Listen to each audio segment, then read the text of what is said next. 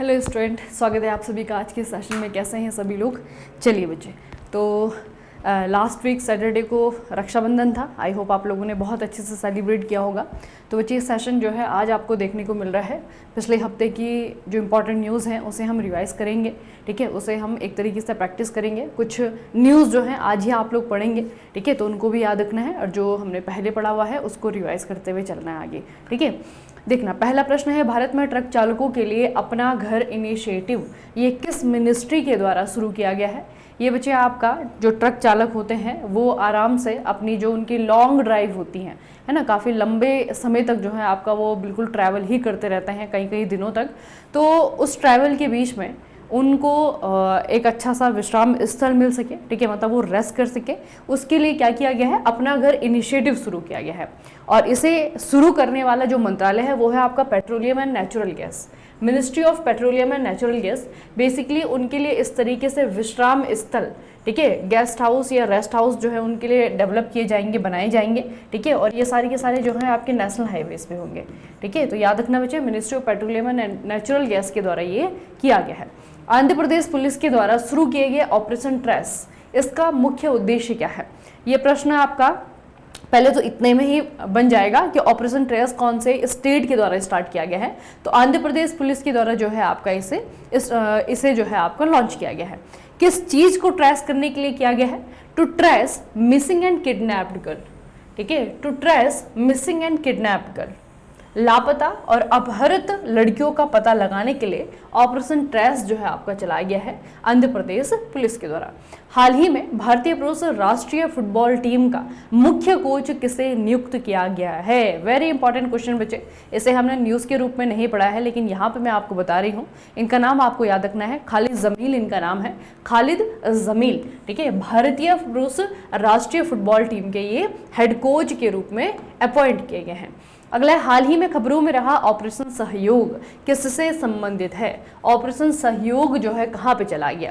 असम में, मणिपुर में, जम्मू कश्मीर में या फिर पूर्वोत्तर भारत में, ठीक है, कहाँ पे चलाया गया है और किस चीज़ से रिलेटेड है? दोनों ही चीज़ें आपको पता होनी चाहिए। इससे बच्चे आपको याद रखना है कि मणिपुर में जो भूस्खलन से जो गाँव कटे हैं, ठीक है, वहाँ पे राशन वितरण करने के लिए, ठीक है, राशन डिस्ट्रीब्यूट करने के लिए ऑपरेशन सहयोग चलाया गया है। इसके पीछे एक तो आपका असम राइफल है, ठीक है, असम राइफल के द्वारा जो है आपका ये चलाया गया है इंडियन एयरफोर्स के साथ में मिलकर के। तो राशन वितरण जो है करने के लिए मणिपुर में ऑपरेशन सहयोग चलाया गया है। द कॉन्शियस नेटवर्क, ये एक बुक है, इसे किसके द्वारा लिखा गया है? द कॉन्शियस नेटवर्क किसके द्वारा इस किताब को लिखा गया है? सुगाता श्रीनिवास राजू, ठीक है, इनका नाम मुझे आपको याद रखना है, सुगाता श्रीनिवास राजू नाम है। द कॉन्शियस नेटवर्क नाम की बुक जो है इन्होंने लिखी है। शतरंज ई स्पोर्ट्स वर्ल्ड कप 2024 किसके द्वारा जीता गया है? चेस ई स्पोर्ट वर्ल्ड कप 2024, पहले तो ये पूछा जाएगा, ये बच्चे पहली बार हुआ है, ठीक है, चेस का जो ई स्पोर्ट वर्ल्ड कप है ये पहली बार हुआ है, ठीक है। और ये आपका कहाँ पे जो है इसका आयोजन किया गया है? सऊदी अरब में, ठीक है, सऊदी अरब में इसका आयोजन किया गया।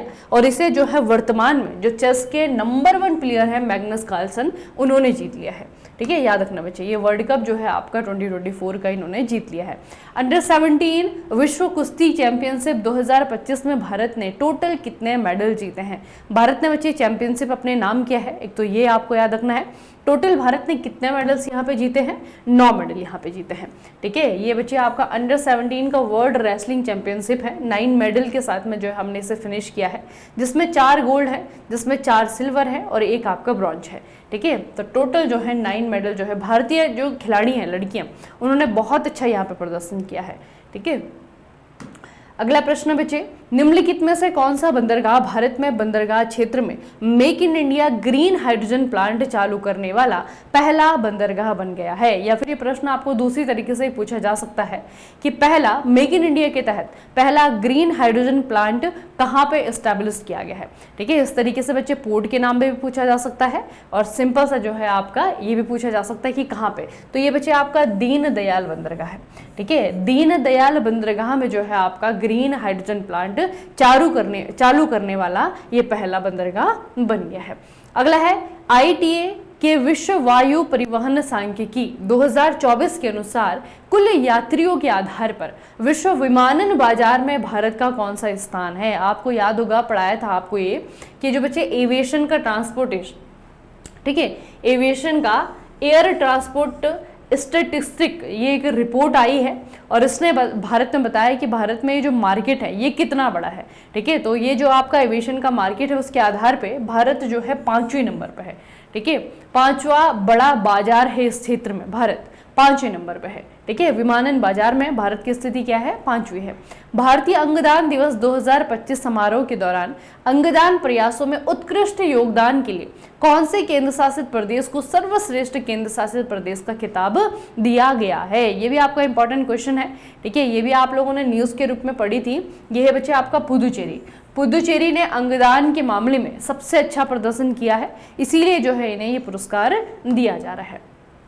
अच्छा, इसमें ये तो बच्चे इन्होंने यूनियन टेरिटरी पूछा हुआ है ना, यूटी कौन सा है। स्टेट अगर पूछेंगे ना तो तेलंगाना सबसे ज़्यादा जो यहाँ पे ट्रांसप्लांटेशन जो देखा गया है या फिर अवेयरनेस देखी गई है वो तेलंगाना में है। स्टेट पूछा जाएगा तो तेलंगाना पक्का पहले नंबर पे है। अगर यूटी पूछा जाएगा तो आपका पुदुचेरी पहले नंबर पे है। अगला प्रश्न है, ग्लोबल आर्टिफिशियल इंटेलिजेंस यानी कि AI सिटी इंडेक्स 2025 में कौन सा भारतीय शहर शीर्ष रैंक वाला AI हब बनकर के उभरा है। अब ये जो शहर है बच्चे ये भारत में, ठीक है, भारत में जो है आपका पहले नंबर पे है। अगर विश्व की बात करें तो विश्व में जो है आपका सिंगापुर पहले नंबर पे है। ठीक है, ये जो है आपका भारत में पहले नंबर पे है। AI सिटी में आपका बेंगलुरु पहले नंबर पे है।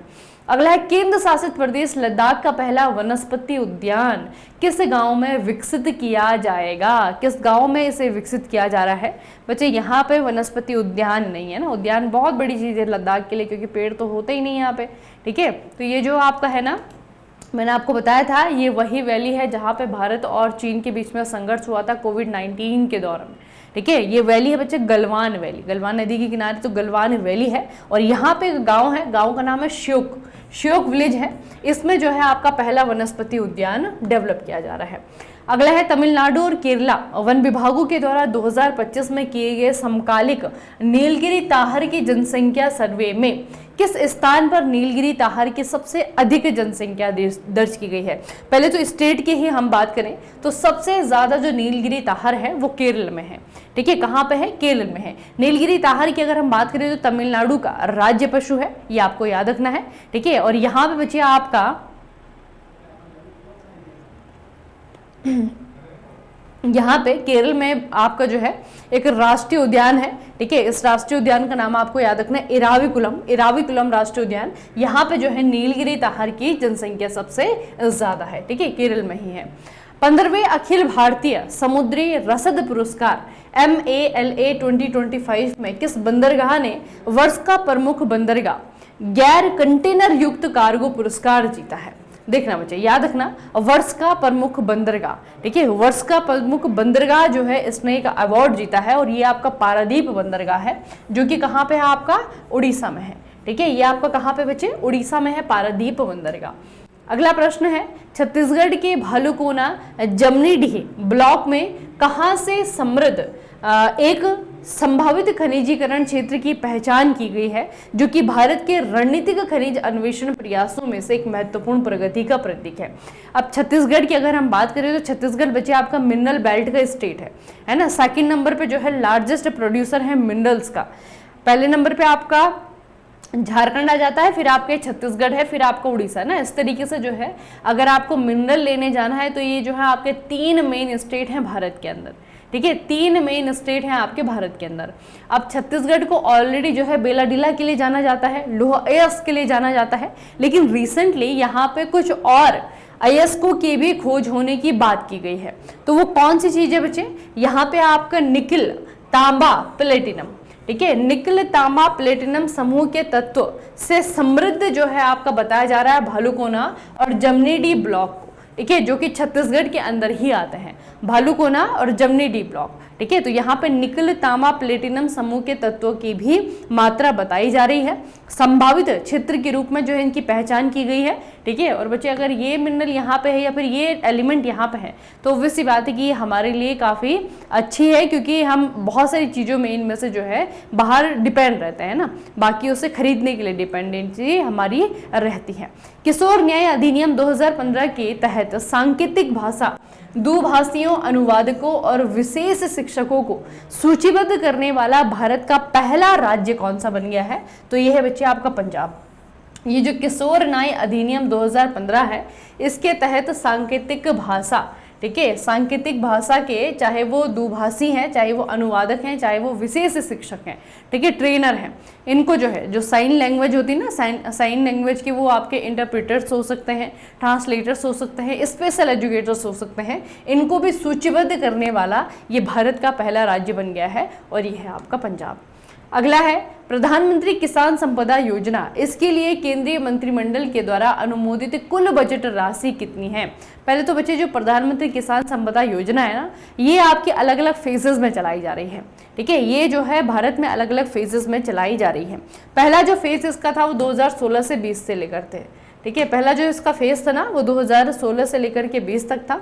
उसके बाद में जो है रिसेंटली 15वें वित्त आयोग का चक्र 21 से 22 से 25 से 26 तक है ना, मतलब कि 21-22 से आपका स्टार्ट हुआ और 25-26 के दौरान प्रधानमंत्री किसान संपदा योजना के लिए टोटल जो है आपका 6,520 करोड़ के परिव्यय को मंजूरी दी गई थी। ठीक है, और ये अमाउंट जो है ये खर्चा किया जाएगा, और ये कहाँ पे खर्चा किया जाएगा? इस योजना के तहत किसान संपदा योजना।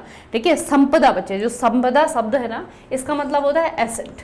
ठीक है, इसका मतलब होता है आपका एसेट। ठीक है, एसेट है, तो किसान के लिए एसेट निर्माण करने के लिए जो है आपकी स्कीम है।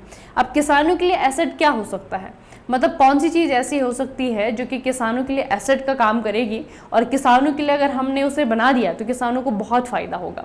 ठीक है, तो किसानों के लिए एसेट का काम करने के लिए बच्चे ये सारी की सारी चीज़ें जो है आपकी बनाई जा रही हैं, जैसे कि मेगा फूड पार्क बनाया जाएगा, ये पैसा जो है इनको बनाने में लगाया जाएगा, है ना। आपको पता है बच्चे कि कोल्ड स्टोरेज की काफ़ी कमी है, जिसके कारण बहुत सारे किसानों को अपनी बहुत सारी फसल जब ज़्यादा हो जाती है तो उसे जो है सड़ने के लिए छोड़ना पड़ता है।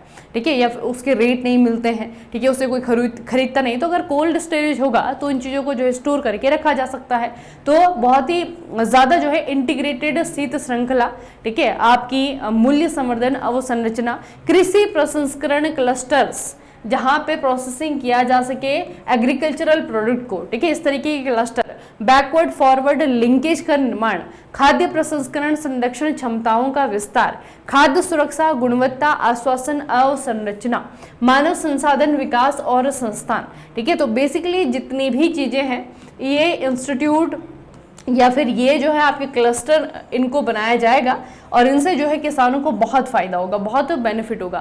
तो ये जो किसान संपदा योजना है, आपको याद रखना है मूल रूप से इसका जो पहला फेज था 2016 में आपका इसे लॉन्च किया गया था, और इसका मुख्य उद्देश्य क्या है? किसानों के लिए एसेट जोड़ना। ठीक है, एसेट में क्या क्या चीजें आती हैं? एसेट में हर वो चीज आती है जो कि किसान के काम को आसान बनाती है, किसान को फायदा पहुंचाती है। ठीक है, तो उसमें जो है सारी की सारी चीजों को बच्चे बनाना है, कोल्ड स्टोरेज बनाने हैं, मेगा फूड पार्क बनाने हैं, ठीक है, क्लस्टर्स बनाना है, किसान अपने सामान को आसानी से मार्केट में बेच सके या फिर उसे जो चाहिए वो खरीद सके, उसके लिए जो है लिंकेज जो है डेवलप करने हैं। ठीक है, तो इस तरीके से जो है एक पूरा का पूरा स्ट्रक्चर जो है तैयार करना है, एक एसेट स्ट्रक्चर तैयार करना है किसानों के लिए, उस वही उद्देश्य है आपका प्रधानमंत्री किसान संपदा योजना का। ठीक है, रिसेंटली जो है आपका 2021 से लेकर के 2026 तक का जो है आपका ड्यूरेशन है, इसके लिए टोटल पैसा दिया है 6,520 करोड़ रुपए केंद्र सरकार के द्वारा। मोल्दोवा अंतर्राष्ट्रीय सौर गठबंधन ISA में किस सदस्य के रूप में, कौन से नंबर के सदस्य के रूप में शामिल हुआ है? मोल्दोवा की अगर हम बात करें, अगर आपको याद हो बच्चे, तो यूरोपियन कंट्री है, याद है आपको, मैंने आपको कहा था याद रखना, ये यूक्रेन का पड़ोसी है मोल्दोवा। ठीक है, और अभी जो ISA है इसकी इंपॉर्टेंस हमारे लिए क्या है, बार बार हम इस प्रकार के क्वेश्चन को क्यों पढ़ते हैं। इसमें 106वां जो है आपका जोड़ा गया, 105वां जोड़ा गया, 104वां जोड़ा गया, तो हम क्यों पढ़ते हैं बार बार इस न्यूज़ को? हम इसलिए पढ़ते हैं कि ISA जो है ना, ये भारत के द्वारा प्रपोज्ड, ठीक है, प्रपोजल पे बना हुआ एक अलायंस है। मतलब इसका जो इसकी शुरुआत है, इसकी जो नींव है वो भारत सरकार के द्वारा रखी गई थी ना, मतलब भारत और फ्रांस दोनों ने मिलकर के जो है आपका ये प्रपोजल दिया था, और उसके बाद में अंतर्राष्ट्रीय सौर गठबंधन जो है आपका बनाया गया है ना। सौर बच्चे सोलर एनर्जी के पीछे इतना क्यों है, आप सभी को पता है कि हमारा जो फ्यूचर है वो अभी जो हम फ्यूल इस्तेमाल कर रहे हैं, जो सारा का सारा जो हमारा जो फॉसिल फ्यूल है वो कभी ना कभी खत्म हो जाएगा, तो हमें एनर्जी के दूसरे सोर्सेज की तरफ देखना पड़ेगा। हमें जो है अपनी एनर्जी को दूसरी तरफ से लेना पड़ेगा, अपने एनर्जी के सोर्सेस हैं उनको शिफ्ट करना पड़ेगा। तो शिफ्टिंग के उसमें अगर आप लोग देखेंगे तो सबसे अच्छा जो हमारे पास में अभी इस्तेमाल करने के लिए जो हमारे पास में सोर्स है वो है आपका सोलर एनर्जी, ठीक है। तो 2015 में भारत सरकार और फ्रांस की सरकार के प्रपोजल पे से जो है गठबंधन को शुरू किया गया था, और 2015 से अभी जो है 2025 में हम हैं। टोटल जो है 10 साल हो गए हैं और 107 मेंबर इसमें टोटल हो गए हैं। अभी रिसेंटली जो 107वां मेंबर इसमें जुड़ा है उसका नाम है मोल्दोवा, ठीक है, मोल्दोवा। हेडक्वार्टर बचे गुरुग्राम में ISA का। किस राज्य मंत्रिमंडल ने अंतरराज्यीय पारगमन पास ढांचे को लागू करने के लिए खनिज खनन नियमों में संशोधन को मंजूरी दे दी है? इससे पहले बच्चे हमने इस तरीके की एक न्यूज़ पढ़ी थी, अगर आपको याद हो। एक तो आपको ये याद रखना है कि अपने यहाँ पे जो खनिज है, ठीक है, जो खनन का काम होता है, जो खनिज का खनन होता है, उसको टूरिज्म, उसको जो है आपका टूरिस्ट अट्रैक्ट करने के लिए इस्तेमाल किया गया है झारखंड सरकार के द्वारा, ठीक है। एक तो आपको ये याद रखना है, ठीक है। अब यहाँ पे पूछा है कि खनिज खनन नियमों में जो यहाँ पे माइनिंग के रूल्स थे उसमें जो है संशोधन किया जाएगा। कौन सी सरकार के द्वारा उसमें संशोधन किया जाएगा, और ये किस लिए किया जा रहा है? ये इसलिए किया जा रहा है ताकि अंतरराज्यीय, अंतरराज्यीय मतलब समझते हैं ना बच्चे, अंतरराज्यीय यानी कि एक स्टेट मतलब एक जगह से दूसरी जगह, inter state transit pass ISTP को जो है आपका इसका फ्रेमवर्क तैयार करने के लिए इन्होंने अपने खनिज नियमों में थोड़ा सा संशोधन किया है, और ये स्टेट है आपका हरियाणा, ठीक है, हरियाणा स्टेट ने किया है। किस राज्य को अपना पहला निजी तौर पर प्रबंधित रेलवे स्टेशन गोमती नगर में मिला है? यहाँ पे देखिए बच्चे, निजी तौर का मतलब क्या है कि प्राइवेट कंपनी के द्वारा इसे चलाया जाएगा, ये भारतीय रेलवे के कंट्रोल में नहीं है, ठीक है, प्राइवेट कंपनी के द्वारा जो है इसे मैनेज किया जा रहा है। और इस रेलवे स्टेशन का नाम क्या है? गोमती नगर। और यह है कहाँ पर बच्चे? यूपी में है। तो यूपी में जो है आपका पहला निजी तौर पर प्रबंधित रेलवे स्टेशन गोमती नगर। अगला, हाल ही में किस देश ने यूनिसेफ और यूरोपीय संघ के सहयोग से अपना पहला राष्ट्रीय बहुआयामी गरीबी सूचकांक MPI जारी किया है? वेरी वेरी इंपॉर्टेंट, क्योंकि देश हमारा पड़ोसी देश है। ये है बच्चे आपका बांग्लादेश, ठीक है। बांग्लादेश के द्वारा national multi dimensional poverty index जो है आपका अनकवर किया गया है, इन्होंने इसे मतलब लॉन्च किया है, ठीक है। और with almost 3 out of 10 children 28.9% living in the multi dimensional poverty, इस उसने बताया है कि यहाँ पे गरीबी का आंकड़ा देखिए बच्चे, 28.9% जो है आपके बच्चे ऐसे हैं जो कि मल्टी डायमेंशनल पॉवर्टी से ग्रसित है, ठीक है। तो ये थोड़ा सा याद रखना, बच्चों के लिए बात हो रही है ना, ये जो है आपका बच्चों की बात हो रही है। अगर हम एडल्ट की बात करें तो 21.44% है। हालांकि आपको एग्जैक्टली डेटा तो नहीं पूछा जाएगा, लेकिन हाँ ये ज़रूर याद रखना कि ये जो है आपका multi dimensional poverty index Bangladesh के लिए आपका जारी किया गया है, यूनिसेफ के द्वारा इसे जारी किया गया है। अगला है, भारत ने किस देश के साथ में नागरिक और वाणिज्यिक मामलों पर केंद्रित पारस्परिक कानूनी सहायता संधि? याद रखना बच्चे, जब हम किसी प्रकार के ट्रीटी को पढ़ते हैं तो उसका सब्जेक्ट क्या है। अगर किसी देश के साथ में हमने किसी समझौते पे हस्ताक्षर किए हैं तो हस्ताक्षर क्यों किए गए हैं, ठीक है। तो ये जो हस्ताक्षर किए हैं ये किया है हमने कानूनी सहायता संधि, ठीक है। ये आपकी कानूनी सहायता संधि है, दोनों ही देश जो है एक दूसरे की मदद करेंगे, और ये देश है आपका मोरक्को, ठीक है। मोरक्को और भारत दोनों के बीच में जो है संधि पे हस्ताक्षर किए गए हैं। मोरक्को को हम थोड़ा सा देखेंगे तो बच्चे यहाँ पे आइए, अफ्रीका, ठीक है। अफ्रीका में आप लोग को यहाँ पे सहारा मरुस्थल दिखता है, ठीक है। सहारा मरुस्थल का जो वेस्टर्न वाला पार्ट है, पश्चिम वाला हिस्सा है, वहाँ पे आपको ये मोरक्को देश देखने को मिलेगा। एक तरफ इसका अटलांटिक ओशियन है, दूसरी तरफ जो है आपका सहारा मरुस्थल है। बेसिकली सहारा मरुस्थल का ही आपका एक देश है, ठीक है। इसका पड़ोसी देश जो है अल्जीरिया है, ठीक है। और ये जो है बच्चे आपका क्या है, मोरक्को देश है, ठीक है। तो मोरक्को को याद रखना। यहाँ पे आप लोगों को ये पूछा जा सकता है कि राजधानी कहाँ है, तो राबत जो है इसकी राजधानी है। और इसके साथ में भारत ने क्या किया है, कानूनी सहायता संधि के लिए हस्ताक्षर किए हैं।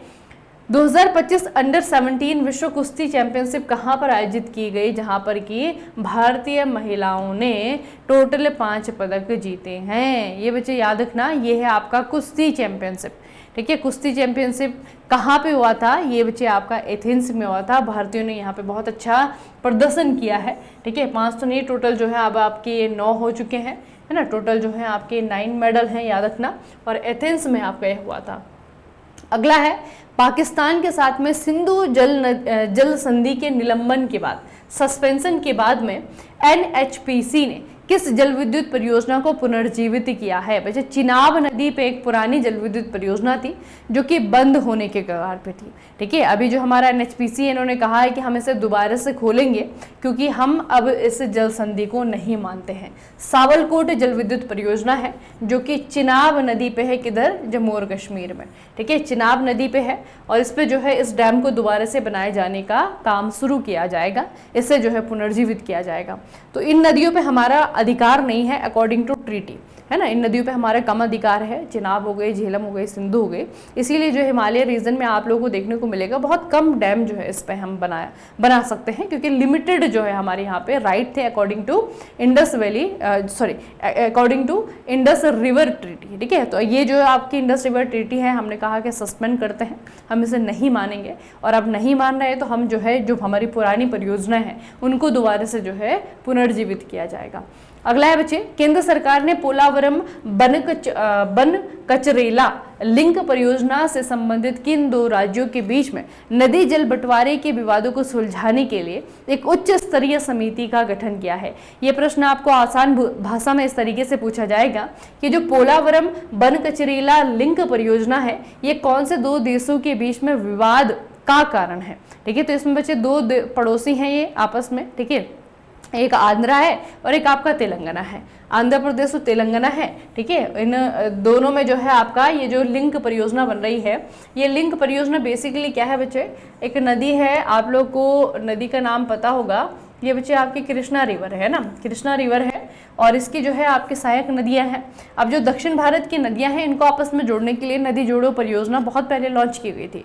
उसके तहत जो है, जो छोटी छोटी नदियां हैं उनको आपस में जोड़ा जा रहा है, ठीक है। तो उसी के तहत आपका पोलावरम बन कचरेला लिंक परियोजना को बनाया जा रहा है। इसमें दोनों ही, जो आंध्र प्रदेश और तेलंगाना है जो बना रहा है, ठीक है, वो तो बना रहा है, लेकिन जैसे तेलंगाना है तो तेलंगानी गवर्नमेंट उस पर जो है आपका ऑब्जेक्शन उठा रही है कि ये तो फिर सारा का सारा पानी ले जाएंगे इस तरीके से, ठीक है। तो ये बच्चे आपका दोनों के बीच में विवाद का कारण है, याद रखना। पोलावरम बन कचरेला लिंक परियोजना आंध्र प्रदेश और तेलंगाना के बीच में ये आपका डिस्प्यूट का रीजन है। सर्वोच्च न्यायालय ने किस भारतीय राज्य को गंभीर पारिस्थितिक क्षरण के कारण विलुप्त होने की चेतावनी दी है। Very very important question. कौन सा स्टेट है, कौन सा स्टेट है जिसे आप आजकल देख रहे हैं, जो बच्चे बहुत ही मतलब एक कह सकते हैं कि सेंसिटिव एरिया है, ठीक है। और इसे जो है आपका वैनिश होना बहुत बड़ी बात है, विलुप्त होने की चेतावनी दी है। किसके द्वारा दी गई है, सुप्रीम कोर्ट।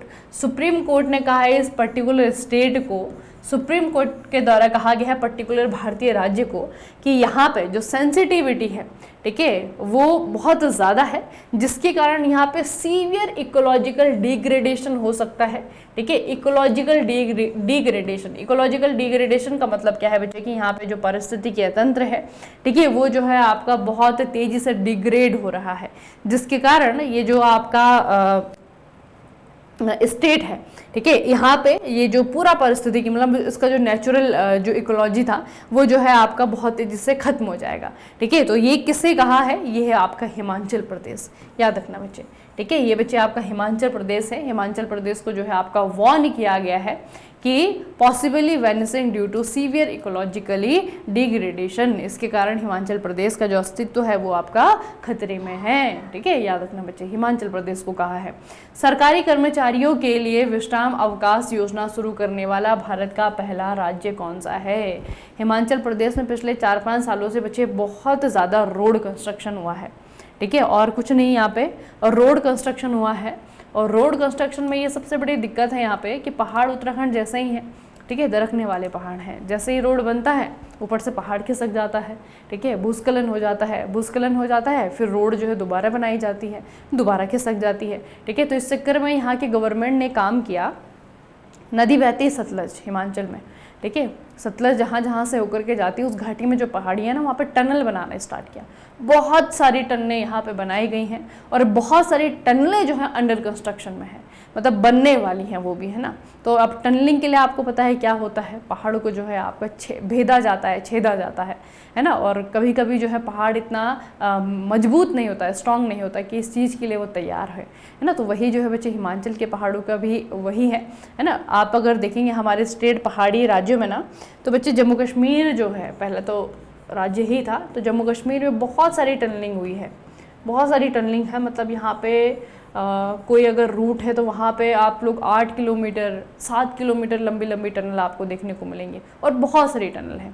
कुछ तो हम एग्ज़ाम के लिए पढ़ते भी हैं यहाँ पे, है ना, लेकिन एक्चुअल में वहाँ पे बहुत सारी टनलें हैं, है ना। हर रूट पे जो है आपका टनल बनाया गया है, कहीं पे बड़ी कहीं पे छोटी, लेकिन वहाँ के पहाड़ और यहाँ के पहाड़ों में अंतर है ना। वही जो टनलिंग प्रोजेक्ट था उसी को इधर कॉपी पेस्ट किया गया हिमाचल प्रदेश में, लेकिन यहाँ पे वो सक्सेसफुल नहीं रहा, ठीक है। और इकोलॉजिकल डिग्रेडेशन वहाँ पे आपका देखने को मिला है। तो जिस तरीके से यहाँ पे विकास हो रहा है उसके कारण सुप्रीम कोर्ट ने कहा है कि आपका जो इकोलॉजिकल डिग्रेडेशन है उसके कारण आपका जो अस्तित्व है वो खतरे में है। तो अपना विकास थोड़ा सा सोच समझ करके करिए, कहाँ पे कितना बसावट करनी है, कहाँ पे कितना कंस्ट्रक्शन करना है, नदी के किनारे, खास करके जो नदी के किनारे वाला हिस्सा है ना, वहाँ पे कितना छेड़ाछाड़ी करनी है ना, वो थोड़ा सा देख करके करिए, नहीं तो स्टेट जो है आपका खत्म होने की कगार पे है। सरकारी कर्मचारियों के लिए विश्राम अवकाश योजना शुरू करने वाला भारत का पहला राज्य कौन सा है? गवर्नमेंट जो बच्चे ऑफिसर्स हैं, है ना, गवर्नमेंट एम्प्लॉयज़ हैं, उनके लिए विश्राम अवकाश, समझ रहे हैं इसका मतलब क्या है? काम करते करते जब बहुत ज़्यादा मतलब थकावट हो जाए व्यक्ति को, ठीक है, तो उसके लिए जो है आपका एक विश्राम अवकाश योजना, ठीक है, ये लॉन्च करने वाला भारत का पहला स्टेट है। कौन से स्टेट हो सकता है? आप लोगों को याद होना चाहिए बच्चे, कौन से स्टेट हो सकता है? हिमाचल है, सिक्किम है, केरला है, उत्तराखंड है, ये सिक्किम है, ठीक है, हिमालयन स्टेट है ये भी।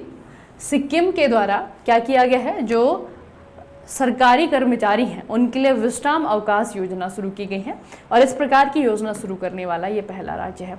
2024-25 तक मछली उत्पादन में भारत का स्थान बताइए। भारत का स्थान क्या है बच्चे? 24-25 में ये है हम दूसरे नंबर पे, ठीक है। सेकंड प्लेस जो है आपका फिश प्रोडक्शन में, फिशरीज में भारत का आया है 2024-25 के आधार पे। भारत का पहला मेक इन इंडिया हरित हाइड्रोजन संयंत्र कहाँ पर चालू किया गया है? आपका बच्चे यही क्वेश्चन हमने अभी पढ़ा था, बस थोड़ा सा दूसरी तरीके से हमने पढ़ा था, है ना। यही क्वेश्चन हमने पढ़ा था, दूसरी तरीके से पढ़ा था। वहाँ पे बंदरगाह का नाम दिया हुआ था, बंदरगाह का नाम है आपका दीनदयाल, है ना। तो ये है आपका कांडला बंदरगाह, किधर? ये आपका गुजरात बच्चे, ठीक है, उसी का नाम है कांडला बंदरगाह, गुजरात में है। यहीं पे पहला मेक इन इंडिया हरित हाइड्रोजन संयंत्र चालू किया गया है।